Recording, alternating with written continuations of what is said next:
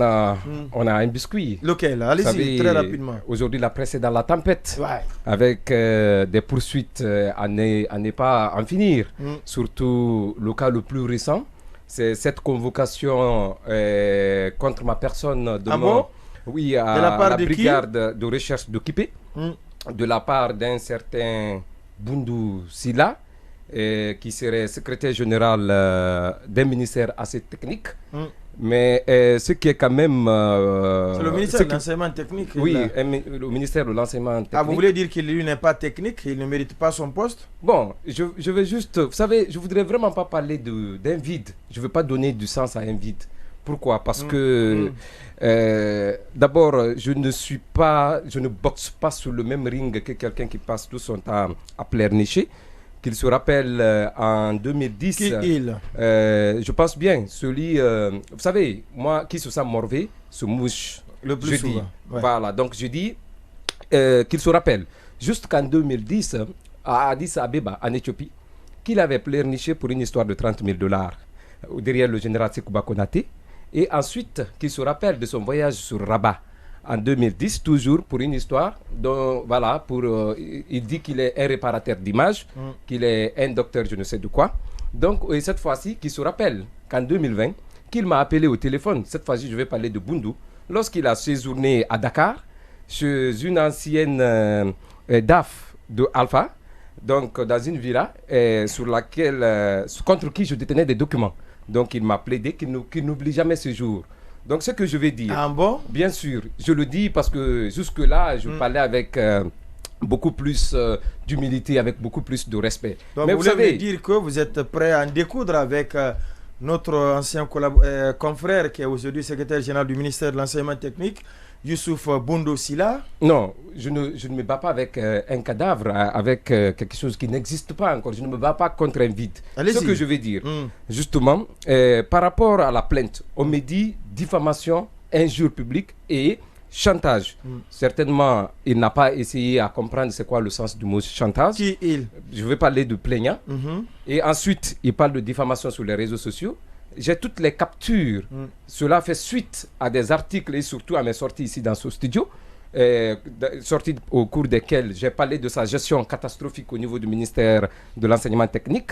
Ça, c'est des faits qui sont prouvés avec le cas de la substitution des jeunes pour le Maroc, des boursiers de l'État. Oui, le directeur général des bourses extérieures était là, je lui avais même posé la question. Ensuite, il y a l'arbitrage du colonel et on sait que le nom de Boundou fait partie des gens qui sont accusés d'être responsables de cette faillite. Ensuite, il y a la question du permis biométrique qui a été mis récemment en place. Avec la GIP? Avec la GIP. Mais j'ai rappelé comment ça s'est passé. J'ai fait des interrogations, il y a l'article qui est là. Il ne s'offusque pas du contenu de mes articles. Mais c'est du fait que ces jeunes m'ont insulté sur les réseaux sociaux, on est parti jusqu'à me traiter de captif. J'ai toutes les preuves dans mon téléphone. Et ils décident, parce que j'ai répliqué sous le poste d'un de ces communicants. Et d'ailleurs, je vais porter plainte contre ces jeunes aujourd'hui qui sont salariés au niveau de l'enseignement technique. Et d'ailleurs, leurs publications sur les réseaux sociaux en font foi. Donc, je vais porter plainte contre eux et leur commanditaire qui n'est autre que Boundou Silla. Mais Boundou doit comprendre une chose. Je le lance un défi. Je sais qu'il est à l'écoute de cette émission. Jusqu'à preuve du contraire, je mets en doute son doctorat. Il me prouve l'existence, l'authenticité de son doctorat. Je démissionne de la presse. Je le lance ce défi. Boundou me prouve qu'il est docteur en environnement. Je démissionne de la presse devant tout le monde. Pour vous dire encore une fois de plus que le colonel doit faire beaucoup attention. Vous vous souvenez comment il est venu à ce poste? C'est par le canal de l'ancien Premier ministre Beyavogui, Mohamed Beyavogui. Et pire, allez-y sur la page Facebook de Boundou. Lui qui faisait les louanges de Beya, qui chantait Beya tous les matins, qui faisait ses acrobaties, qui faisait ses atalakou et autres. Il a supprimé, dès que Beya a été dégommé, il a supprimé toutes ses publications. Et toutes les publications à l'encontre de l'ancien régime d'Alpha Condé, allez-y sur la page Facebook de Boundou. Si vous les retrouvez, je démissionne de la presse. C'est pour vous dire que cet homme, c'est un homme qui porte un masque et il faudrait s'en méfier. Parce que de ce côté, il y a ce ministre, j'attire l'attention du ministre Alpha Bakar. Boundou c'est un gros serpent qui peut vous mordre et piquer à tout moment. Il faut s'en méfier. Il est venimeux, il est dangereux. Comme je le dis, c'est un sinistre journaliste devenu malheureusement un piètre gestionnaire dans un département assez technique qui est loin de ses compétences et de ses portées. Je ne voudrais vraiment pas parler de lui, mais puisque il veut avoir de l'écho, je vais l'aider à être connu. Il est déjà connu. Pour avoir été connu dans la calomnie, d'un des plus grands sites du pays. Je le mets au défi.